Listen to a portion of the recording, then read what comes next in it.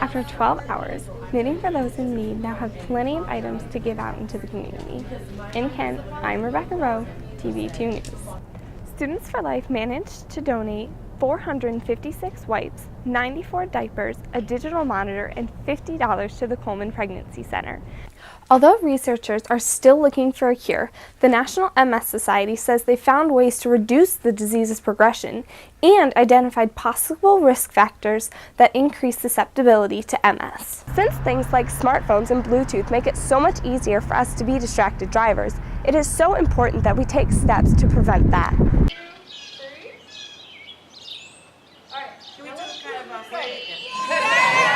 A bit of cold rain didn't stop about 50 volunteers from helping out at Lakeside Chautauqua's 13th annual Spring Cleanup Day. There are quite a few other volunteers scattered around Lakeside today for the community involvement. Volunteers worked on various projects like grounds work, cleaning buildings, and working in the greenhouse. What we're doing today are planting container gardens that are going to be scattered around Lakeside. There are many reasons why people come to help. Working for Lakeside, you know that there's a lot that goes into season and just helping out where you can, and it's great to see all the volunteers and the community members out.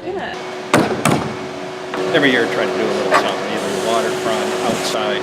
First time I've done anything in Hoover, so gotta shake it up a little.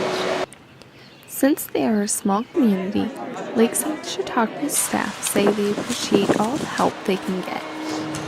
Getting a lot of things done, and without volunteers, we couldn't run. We, depend on them big time for this and all year round.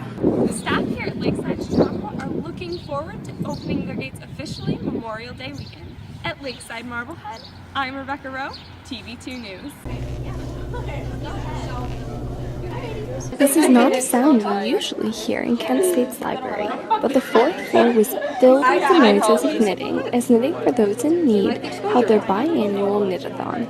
I'm actually knitting a hat for someone who's homeless, and I think that they definitely need clothing because it's cold still. While this semester's knit-a-thon focused on hats for the homeless, they focused on other projects in the past. We've done scarves, we do scarves for the homeless, we do hats and scarves for the working poor, for people in homeless shelters, just any need. They donate to many different places, including local schools, Stewart's Caring Place, and university hospitals.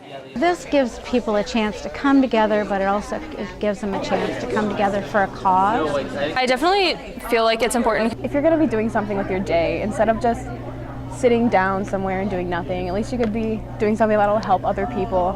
Knitting for Those in Need works year-round to fulfill the needs of the community.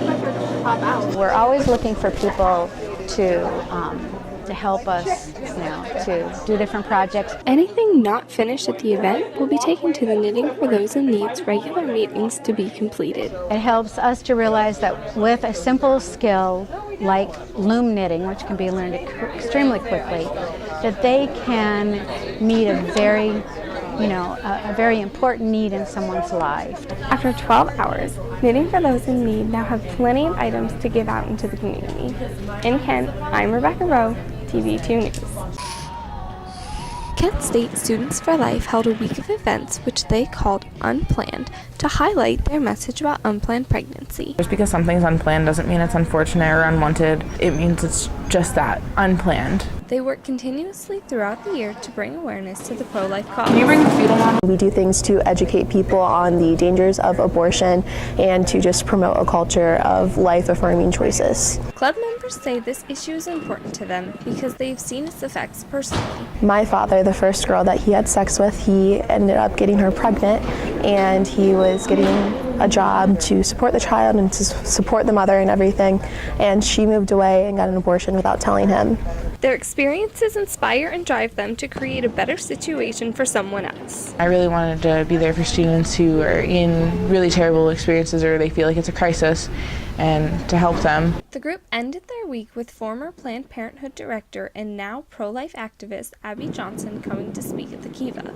She saw the ultrasound of an abortion taking place, and that really showed her the humanity in the womb. About 30 people came to see Johnson speak and brought donations. Students for Life managed to donate 456 wipes, 94 diapers, a digital monitor, and $50 to the Coleman Pregnancy Center. A lot of people are kind of afraid to talk about this topic, and if we can try and do our best to just educate people about all the different aspects, then I think that will open up the conversation. In Kent, I'm Rebecca Rowe, TV2 News.